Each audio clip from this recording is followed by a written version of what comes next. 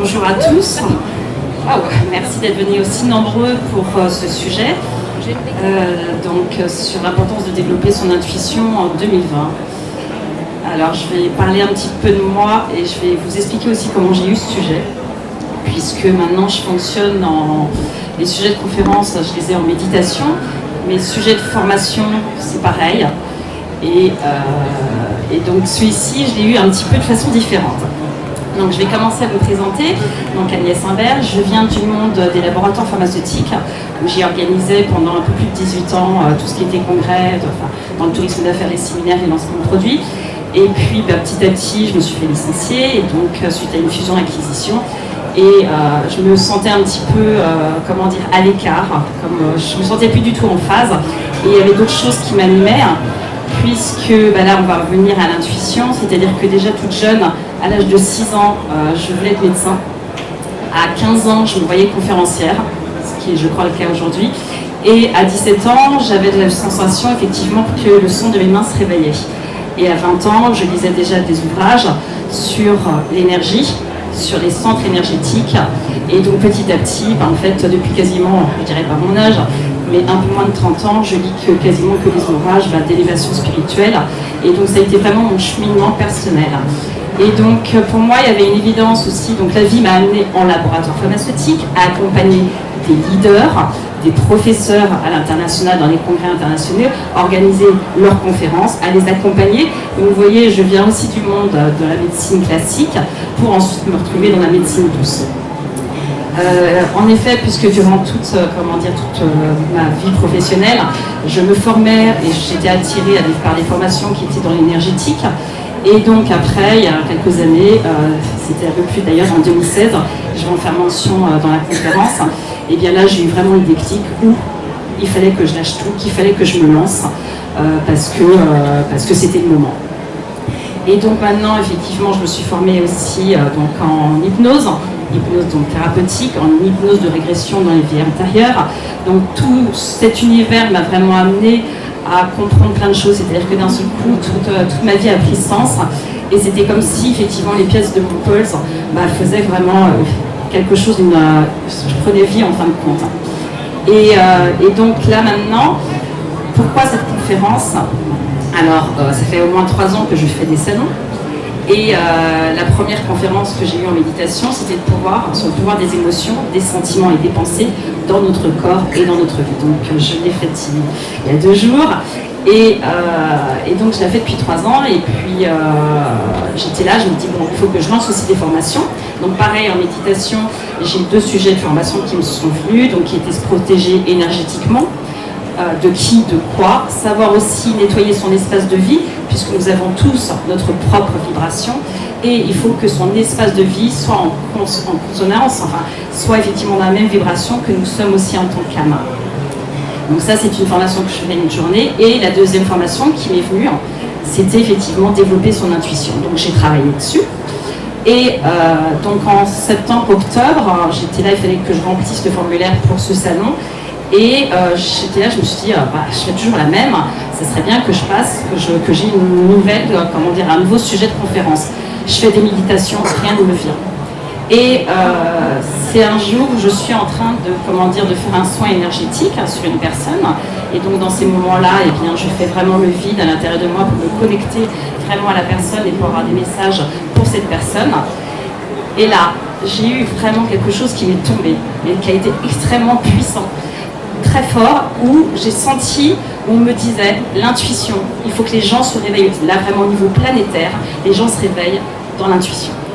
C'était vraiment quelque chose comme j'ai rarement vécu, mais qui a duré quelques minutes, mais j'ai vraiment senti cette puissance, et j'ai senti vraiment le message, d'où ça venait et à quelle puissance ça allait. Donc là, ça va être effectivement le sujet de ma conférence. Donc, j'ai complété le formulaire en me disant, certes, je dois faire une conférence sur l'intuition, mais quel titre ? Et là, ça a été de simplicité. J'ai écrit effectivement le titre, l'importance de développer son intuition aujourd'hui. J'ai rayé aujourd'hui, et c'était en 2020. Voilà le sujet, en fin de compte, voilà pour quelle raison je me trouve ici pour cette conférence. La petite anecdote du jour. C'est vrai que généralement, comme je leur dis, c'est sympa, ils me donnent le sujet, mais je voudrais bien qu'on me donne le contenu, parce que c'est quand même du boulot. Donc, ça a été une conférence que je suis rentrée dans l'astrologie, parce que ce n'est pas, je vous le dis humblement, ce n'est pas mon domaine, l'astrologie et aussi la numérologie. Donc, vous me pardonnerez si j'ai mes notes pour cette partie. Alors, comment vous dire ? Il faut savoir que tout ce qui est l'astrologie, l'astronomie, la numérologie existe depuis des millénaires. Nous avons eu des grandes civilisations dans le monde que vous connaissez tous, qui sont les civilisations aztèques, mayas et la dernière égyptienne, dont on est tous, comment dire, fans. Et cette grande civilisation, dont je vais parler égyptienne, principalement, elle a duré quasiment plus de 3000 ans et donc a fait son déclin en moins de 30 avant Jésus-Christ, donc au moment de l'invasion de l'Empire romain.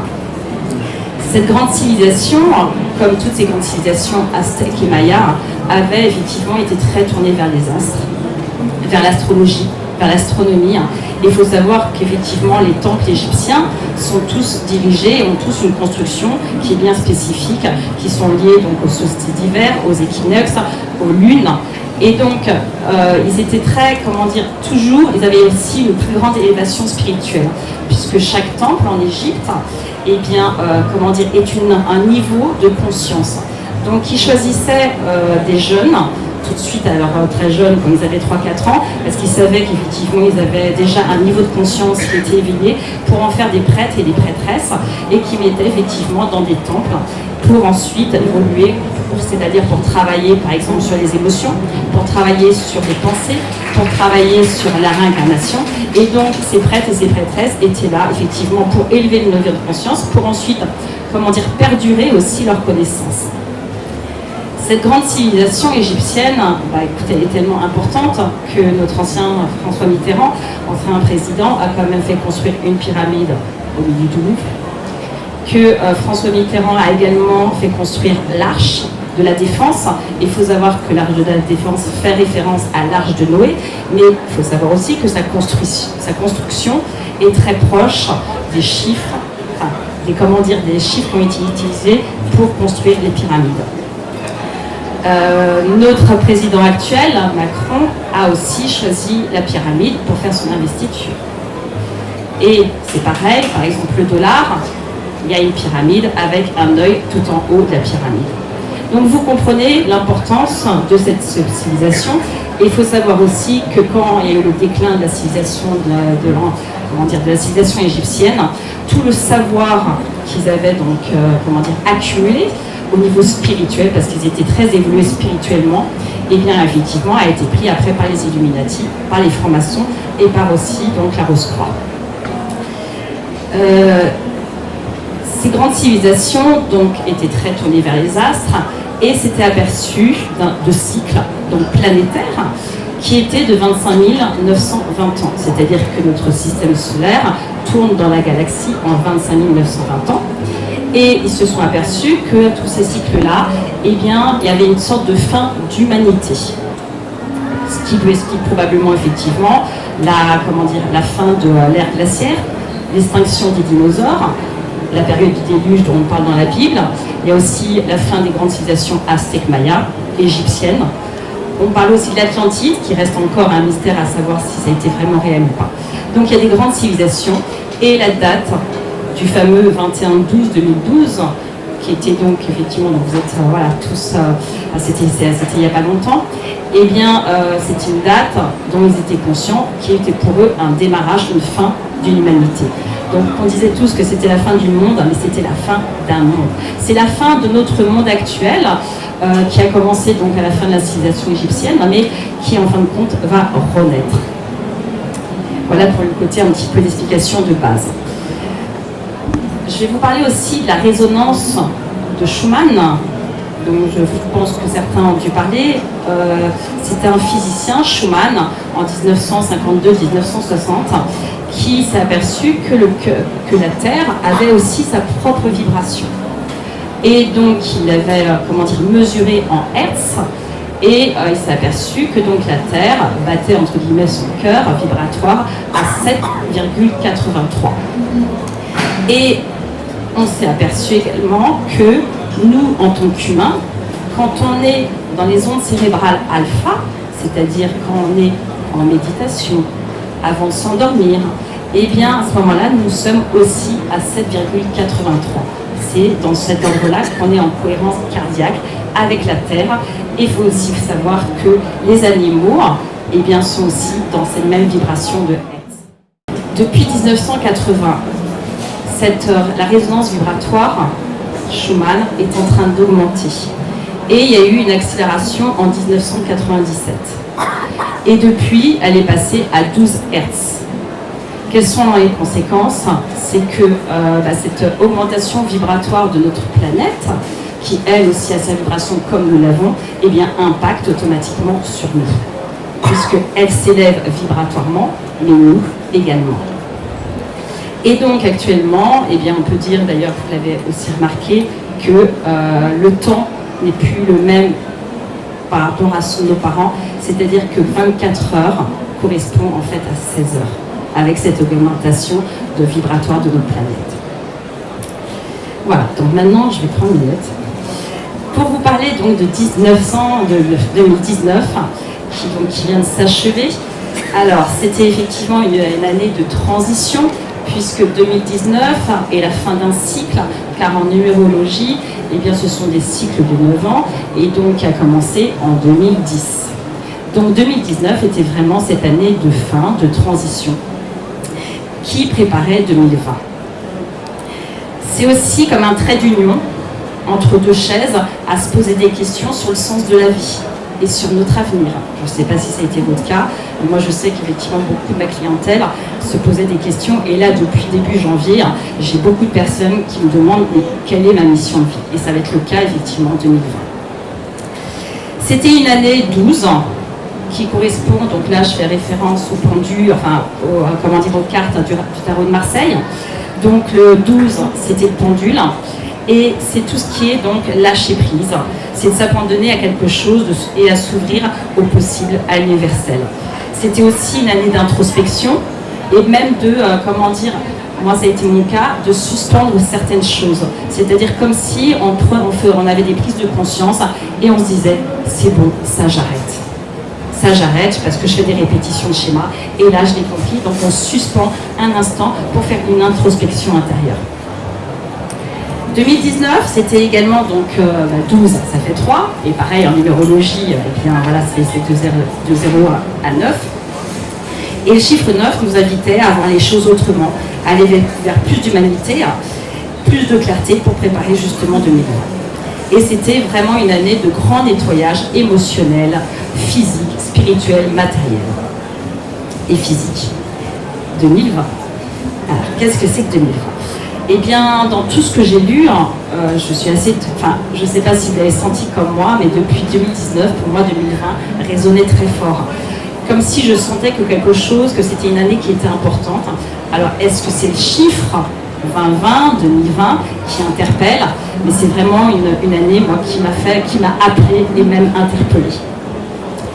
Donc, c'est considéré par les astrologues, comme même les numérologues, comme une année exceptionnelle. Une année marquée déjà par des aspects astrologiques historiques, donc je vais en parler, mais vu que je ne suis pas très astrologue, j'ai noté quand même des choses bien spécifiques. Ça va être un tournant historique. Tous les astrologues effectivement en parlent, et 2020 est le point culminant d'un changement fondamental de paradigme. C'est-à-dire on va commencer à voir les choses et à penser autrement. Et c'est considéré comme un grand réveil. C'est comme un ultime appel pour nous élever de façon dans notre niveau de conscience, et donc effectivement à faire table rase avec le passé. Donc c'est vraiment une année de profonde transformation. C'est une année 4, 2 et 2, 4. Donc 4 qui fait consonance aux 4 points cardinaux, aux 4 pieds d'une chaise, aux 4 murs d'une maison et aux 4 coins d'un carré. Donc ce chiffre 4 fait référence à notre foyer, à la stabilité, à nos structures, à nos limites, à nos efforts, à notre travail et aussi à notre sécurité, puisqu'effectivement, le foyer, c'est le premier centre énergétique, donc c'est vraiment lié à la sécurité. Ça fait référence aussi à la carte de l'empereur, une carte de tarot de Marseille, qui est exigeante, donc qui apporte de la stabilité, de la concrétisation. Ça apporte aussi donc de la rigueur, être ancré dans notre incarnation. C'est une année qui est importante pour notre mission de vie, vraiment, vous allez voir, c'est voilà, il faut se lancer. C'est la force, la solidité, l'autorité, qui est prêt à tout dans l'action déterminée. C'est vraiment la maîtrise et du sens pratique, et vraiment l'empereur, il sait où il va, il est vraiment dans l'action. Donc c'est vraiment 2020 est une année aussi donc, de restructuration sur soi-même, donc, et aussi de transformation également et de stabilité. Et donc là on nous apprend à se reconstruire, mais c'est aussi donc là à titre individuel, mais au niveau collectif. Il va y avoir effectivement une reconstruction au niveau politique, au niveau administratif, économique, dans différents domaines. C'est-à-dire qu'on est arrivé à un point, un type individuel, où on ne peut plus fuir.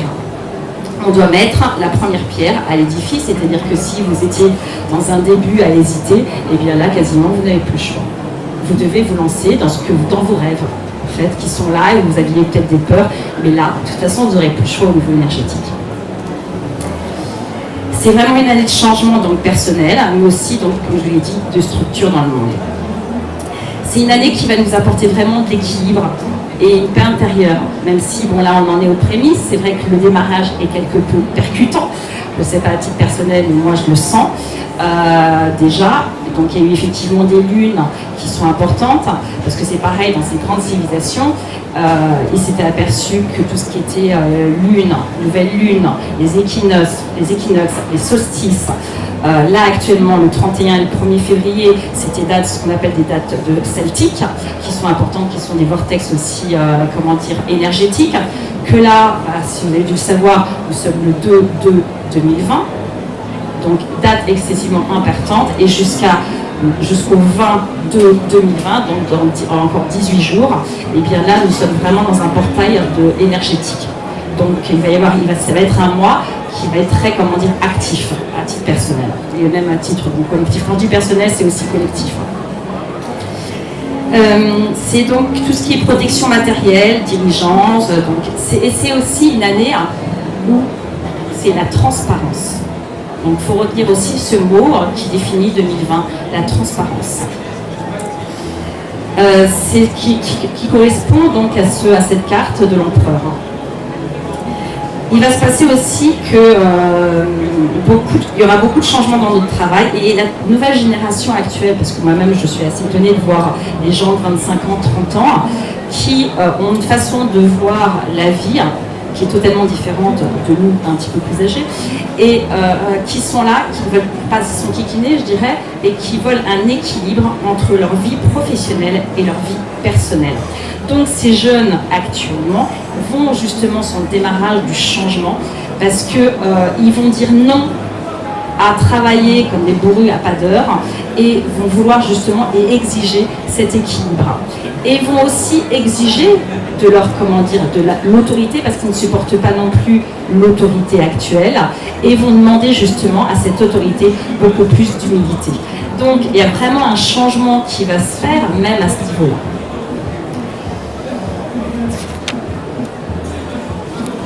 Donc ça sera une année aussi favorable pour le travail avec transparence. En numérologie, c'est donc j'ai regardé un petit peu, c'est donc 2020, le chiffre 2. Le chiffre 2 correspond au service aux autres. Ça parle aussi de l'équilibre, de l'harmonie, de la confiance en soi, de la confiance en la vie, de tout ce qui est les coopérations, donc de partenariat.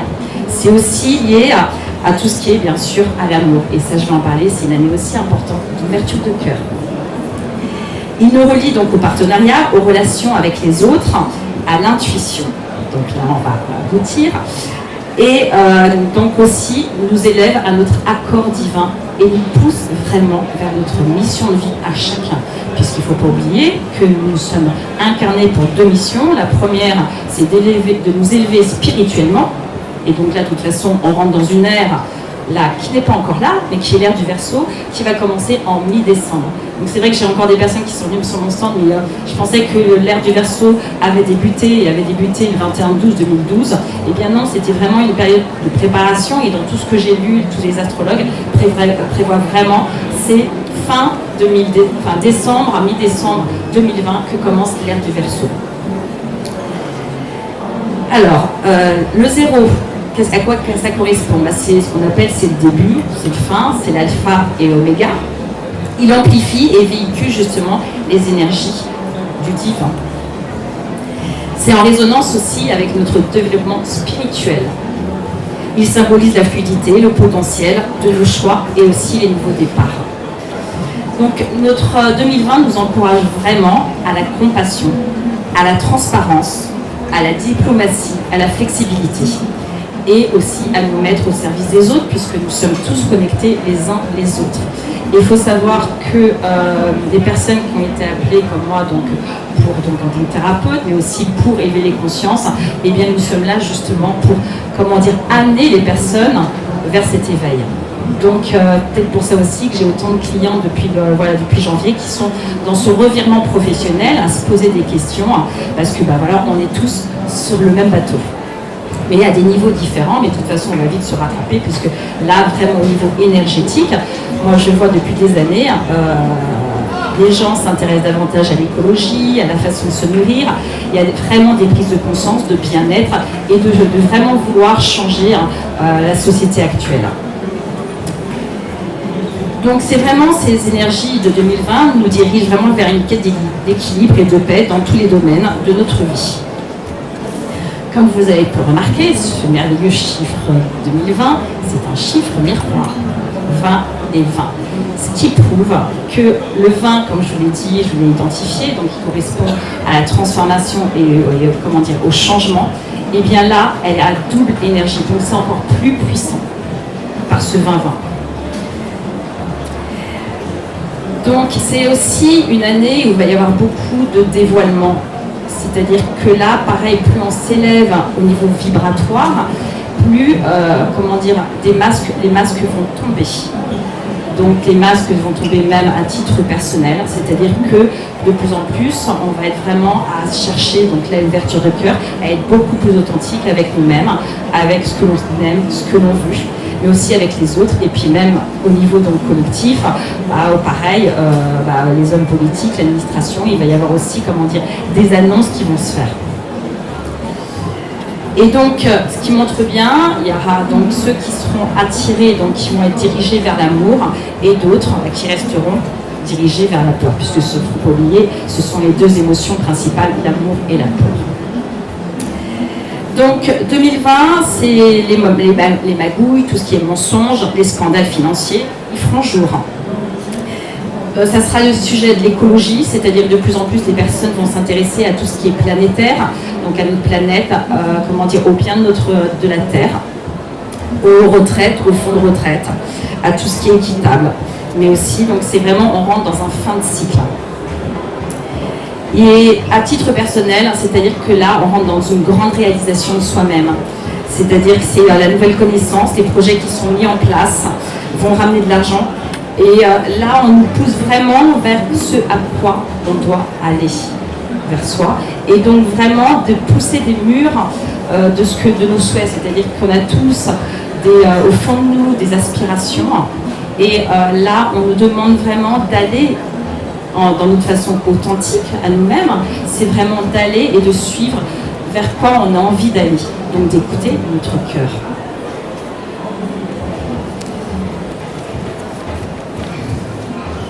Il y aura des changements aussi dans l'éducation, puisque les jeunes d'aujourd'hui, déjà ceux de 20 ans actuels, vont commencer à amorcer vraiment le changement, et c'est pareil au niveau de l'éducation. Il se passe, c'est que vu qu'on est en train de s'élever au niveau vibratoire, toutes les structures actuelles ne correspondent plus du tout à notre niveau de conscience. Donc c'est vraiment une année de destruction, et donc on le voit par les manifestations, il faut savoir qu'il y en aura sûrement d'autres, qu'il y aura aussi au niveau planétaire, puisque tout ça c'est donc au niveau planétaire dans le monde, donc ça va faire ricochet, pour que toutes les anciennes structures s'écroulent, pour pour qu'il y en ait des nouvelles qui correspondent plus à notre niveau de conscience. Il faut prévoir, en effet, dans ce que j'ai lu, une crise économique mondiale qui sera entre mai et septembre. Il y aura beaucoup plus aussi de catastrophes naturelles, puisque les anciens, donc les grandes civilisations, s'étaient aperçus, pareil, que tous les 25 920 ans, il y avait aussi des changements climatiques. On le voit, qui fait relativement doux aujourd'hui. Mais on a vu aussi dernièrement, vous avez vu les incendies en Australie, vous avez vu aussi tout ce qui est les inondations qu'on a en France. Il y a eu aussi un volcan qui s'est réveillé il n'y a pas longtemps. Tout ce qui est l'épidémie chinoise actuellement fait partie de tout ça. Voilà, donc fait partie vraiment de ce cycle. Et donc dans ce que j'ai lu, il y aura à nouveau une grande vague de septembre aussi à décembre. Donc 2020, c'est vraiment de retrouver sa puissance personnelle, c'est réveiller sa sagesse intérieure, c'est nous harmoniser avec notre mission d'âme, c'est transformer nos rêves en réalité, c'est voir grand tout en travaillant sur les détails, c'est faire vraiment confiance en la vie, mais aussi en soi-même. C'est retrouver vraiment sa puissance qui est personnelle, qui est à nous. Et c'est propice effectivement à la création de nouveaux projets. Donc vraiment ce que vous avez dans vos têtes, je vous invite à vous lancer. C'est le moment. Et c'est vraiment une transformation de l'humanité, ça va être aussi une transformation de notre façon de penser. Et là, je vais vous en parler effectivement avec l'intuition. Donc, on se reconnecte à notre chemin de vie et on va faire vraiment les choses à notre niveau de conscience. Effectivement, c'est donc une ère qui est bien plus élevée énergétiquement. Il se passe, c'est que, je vais accélérer un petit peu parce que voilà, il y a des alignements qui sont donc Jupiter, Saturne et Pluton qui est actuel et qui suscite justement des grands nettoyages du passé, autant dans nos vies personnelles que dans celles des collectivités. Notre tâche consiste effectivement à délester vraiment le passé, parce que, comme vous avez pu voir, donc déjà en 2019, on sentait qu'il fallait nettoyer des choses, et c'est parce que le fait de rentrer dans une nouvelle ère, et parce que l'ère du Verseau va durer 2600 ans.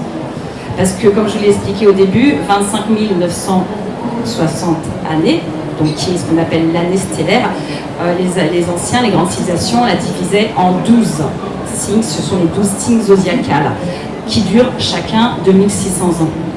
Et donc, en fait, après, ces 2600 ans vont être influencés par le signe.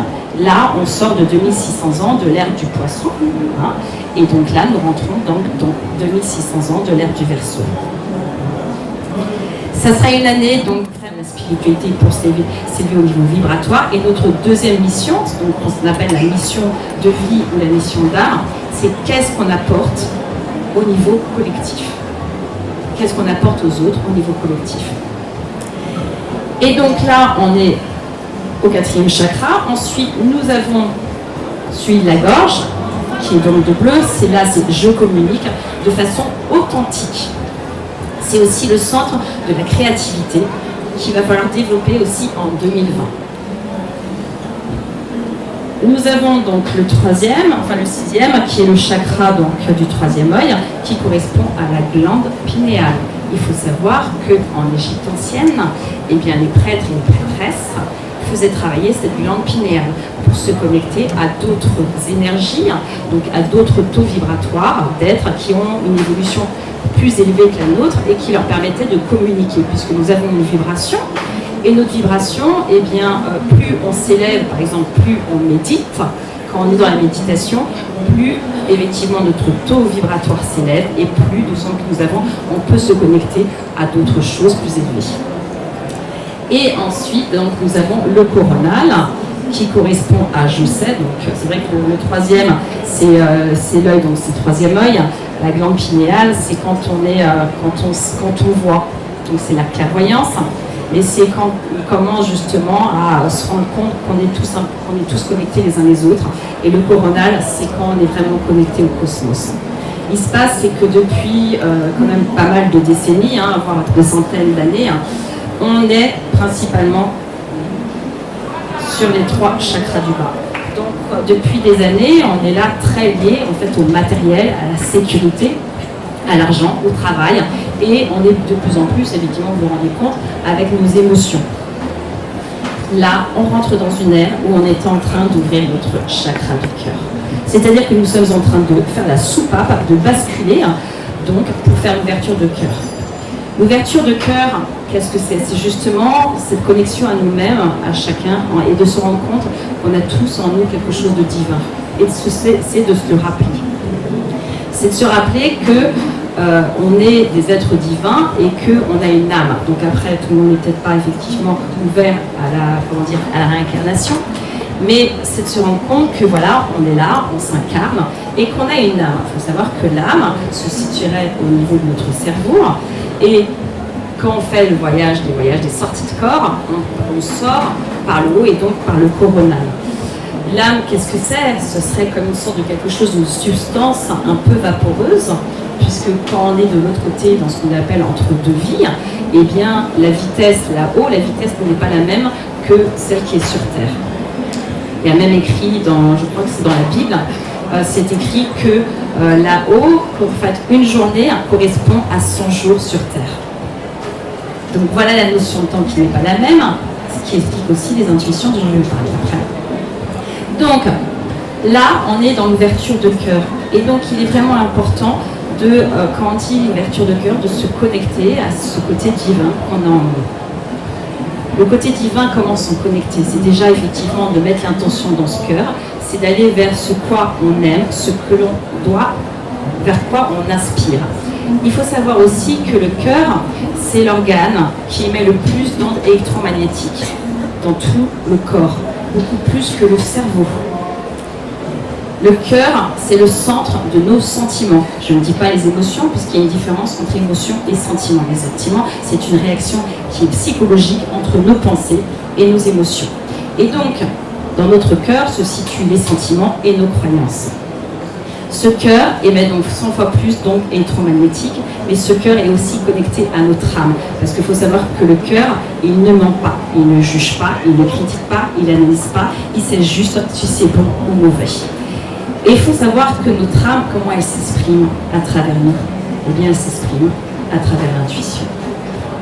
Donc, dans le message que moi j'ai eu, il était temps, puisqu'il faut savoir que cette ère du Verseau va nous élever de plus en plus spirituellement. C'est-à-dire que nous en rentrons dans une ère qui va être totalement différente de celle qu'on vient de vivre et dans laquelle on est, où on nous demande, et c'est parce que je ressens, c'est vraiment par l'intuition que nous allons commencer justement à ouvrir nos capacités psychiques. C'est-à-dire que c'est dans le cœur, l'âme, en fait, elle passe par l'intuition. L'intuition est quelque chose donc, qui est notre façon, c'est notre âme qui parle avec nous par l'intuition. Ça n'a rien à voir avec les pensées rationnelles. Quand on se réincarne dans un corps physique qui a 2 bras, 2 jambes, un tronc, une tête, avec un cerveau.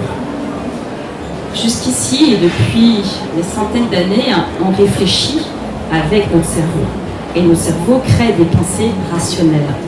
Mais ce qui se passe, c'est que le cerveau n'est juste qu'un outil de l'âme. Et ça, on l'a oublié.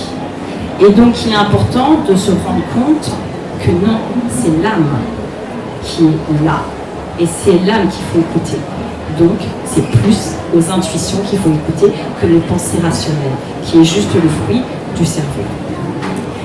C'est donc par l'intuition, de toute façon, que nous allons commencer à prendre conscience de nos capacités divines et de nous rendre compte d'être beaucoup plus à l'écoute. Et vous êtes tous déjà arrivés d'écouter ou de ne pas écouter vos intuitions. Par exemple, cette première sensation, quand vous arrivez et de voir une personne, vous avez une sensation, vous avez déjà une intuition, bonne ou mauvaise. Si vous ne la suivez pas, vous le regrettez parce que vous vous apercevez plus tard que vous auriez dû la suivre parce que effectivement votre intuition était la bonne. Donc là, il est important justement de commencer petit à petit à écouter cette intuition qui est vraiment la parole de notre âme. Plus nous allons commencer vraiment à travailler notre intuition, plus nous allons commencer à faire confiance à notre intuition, parce qu'il faut savoir que l'intuition se trouve dans le chakra supérieur, qui est celui de la gorge. Donc là, on est en train petit à petit de s'élever au niveau vibratoire. pour commencer à amorcer donc l'ouverture de le cœur qui sera donc vraiment l'année 2020 et donc les années à venir, donc, puisque c'est vraiment des années où on va commencer à être vraiment dans l'équilibre, dans la paix intérieure, dans l'amour, c'est-à-dire vraiment à titre individuel mais aussi au niveau collectif. Mais petit à petit, nous allons aussi nous diriger donc, à notre allure, à chacun d'entre nous, au chakra supérieur, le 5e chakra, qui est lié donc à la créativité, à l'abondance, à l'intuition, à la clairaudience, pour ensuite effectivement arriver aussi donc au 3e œil, qui correspond donc à la clairvoyance. C'est vraiment le chemin par lequel, enfin, dans ce que j'ai vraiment compris dans le message que j'ai reçu pendant le soin, ça me fait toujours rire, c'est vraiment, plus on aura confiance, c'est comme une porte d'accès pour, petit à petit, à nous écouter davantage et à vraiment, par ce côté des intuitions, nous rendre compte qu'on a raison et qu'à chaque fois on a raison. C'est pareil à titre personnel, l'intuition, quand on doit prendre une décision, eh bien on est toujours, dans ce choix, c'est soit d'écouter notre intuition, on l'a entendu, mais d'un seul coup, il y a nos pensées rationnelles qui nous disent « Ah mais non, c'est pas possible, ça peut pas être ça ». Donc il va falloir faire un choix, de plus en plus, donc ça va se faire avec le temps, mais de plus faire attention à nos pensées, à plus écouter nos intuitions. Et plus nous allons écouter nos intuitions, plus nous serons bien sûr en phase avec notre cœur, avec nous-mêmes, beaucoup plus alignés, et vous allez voir que les synchronicités vont être de plus en plus fréquentes. Parce qu'à ce moment-là, on sera vraiment aligné avec soi-même. L'intuition, qu'est-ce que c'est? C'est quelque chose de très subtil, de très léger, qui vient de ce monde, de l'entre-deux-mondes, quand on est une âme. Donc sa vitesse est nettement plus rapide que nos pensées rationnelles. Ce qui est prévu, c'est qu'effectivement, dans cette ère du Verseau, on n'aura plus du tout la même façon de penser. Puisque plus nous serons connectés à nos intuitions, plus justement ces pensées rationnelles que nous voyons et que nous on s'en rend compte, toutes les pensées qu'on peut avoir dans notre tête à longueur de journée, eh bien c'est jusqu'ici nos pensées dirigeaient notre vie. Mais là, d'un seul coup, non, on décide de ne plus, que ce soit plus nos pensées qui dirigent notre vie, mais que ce soit nous en tant qu'âme qui dirigeons nos pensées. Donc il y a vraiment un changement qui va se faire vraiment dans ce millénaire, puisque 2020 c'est vraiment le démarrage, je vous ai dit, où on commence à se réaligner vraiment avec soi-même et pour vraiment amorcer donc cette année de l'ère du Verseau, et ce qui fait que dans 100 ans nous ne serons plus du tout les mêmes et on pensera mais vraiment différemment, puisque on aura vraiment développé cette intuition, on fonctionnera vraiment au feeling et on développera aussi toutes ces capacités qui sont métaphysiques, qui sont en nous déjà. Voilà. Est-ce que vous avez des questions? Oui. Alors vous dites en fait que 2020, vous avez donné en fait l'empereur avec le chiffre 4. Ouais. À un moment donné, vous pensez un chiffre miroir 20 et 20. Ouais. Et en même temps, en fait, c'est aussi Oui, bah, alors, la dame disait effectivement, je l'ai dit le 20 que c'était le jugement. Je l'ai peut-être oublié. Ah bon, excusez-moi. En effet, oui, madame m'a fait, je l'ai oublié. Mais c'est vrai que je parlais de la carte du tarot du 4, de l'empereur. Mais le 20 correspond effectivement à la carte du tarot, donc au 20 du jugement, qui correspond au changement, à la transformation. Et comme je le disais, pardon ? Quand vous dites jugement, c'est plus transformation. Oui, le jugement, ça n'a rien à voir. Le jugement, c'est on rentre dans les cartes du tarot. Et le jugement, c'est pas un jugement final, c'est une carte qui correspond à la transformation. Et donc le fait que ça soit 20-20 en double, automatiquement, la puissance du changement est nettement plus forte. Je propose une formation sur l'intuition justement qui est qui est sur 2 jours, que j'ai eu donc en méditation, où je parle déjà de l'importance de la méditation, parce que moi j'insiste vraiment, je médite tous les jours. La méditation m'a permis vraiment de contrôler davantage mes émotions, d'être beaucoup plus présente dans mes pensées et de voir petit à petit en effet que j'ai le pouvoir sur mes pensées, que ce n'est pas mes pensées qui me contrôlent. Et donc pour revenir effectivement à la question, c'est plus on est dans l'instant présent, plus, en effet, nous voyons et nous percevons donc comment on se comporte. Parce que nos pensées et nos émotions dirigent vraiment, dirigent notre état dans lequel on est à l'instant T. C'est-à-dire que nos pensées et nos émotions sont les miroirs de notre vie. Donc il est important de s'apercevoir et d'être conscient de ça pour modifier justement notre façon de penser, d'être beaucoup plus positif quand on s'aperçoit qu'on est négatif, mais c'est aussi de réaliser toutes les pensées que nous avons à la seconde. Et que quand on prend conscience de ça, et justement c'est ça qui est merveilleux dans les méditations, parce qu'il y a différentes formes de méditation, mais c'est en même temps c'est de faire la paix à l'intérieur et d'être observateur de ces pensées pour les voir défiler. Et donc dans cet instant-là, moi je sais qu'après je vais plus loin puisque je fais des méditations parfois d'1h30, voire de 2 heures. Et quand on arrive au-delà même de 45 minutes, il y a un moment donné où il y a une sorte de soupape où là on ne pense plus. C'est-à-dire qu'on est dans l'instant où on n'est rien. C'est-à-dire que la notion d'espace, de temps, de soi-même n'existe plus. On devient dans cet instant, on devient pure conscience. Quand on devient pure conscience, on devient juste pure âme. Et c'est dans cet instant-là que les messages et nos intuitions tombent. Et c'est comme ça qu'effectivement, j'ai mes sujets aussi de formation. Donc j'apprends ça durant la formation. Je parle aussi donc ce que c'est que l'intuition, puisque bon là je vous ai dévoilé que l'intuition n'est juste que l'expression, en fait, la communication de notre âme. Donc c'est vraiment notre parole de l'âme. Ce n'est pas nos pensées rationnelles. Nos pensées rationnelles, souvenez-vous, ça vient du cerveau. Le cerveau est juste un outil de notre âme. Donc, des moments où on va comprendre ça, justement, on va vraiment être beaucoup plus à l'écoute de nos intuitions, qui sont vraiment quelque chose de pur, de très rapide et de très léger, même au niveau vibratoire. Donc je fais, dans la formation, j'explique ce que c'est que l'intuition, j'explique ce que c'est que les pensées rationnelles, pour vraiment distinguer l'intuition aux pensées rationnelles. Je parle de cette fameuse glande pinéale, parce que la glande pinéale, c'est l'un aussi, avec le cœur, c'est l'un des organes les plus importants. Et il faut savoir que la glande pinéale, c'est quelque chose d'extrêmement qui fait quasiment 3 mm. Ce sont des mini-cristaux d'agate. Et donc, cette glande pinéale, elle est complètement calcifiée par l'eau potable, parce que l'on mange, mais aussi, il est important de la réveiller par notre alimentation, mais aussi par la méditation.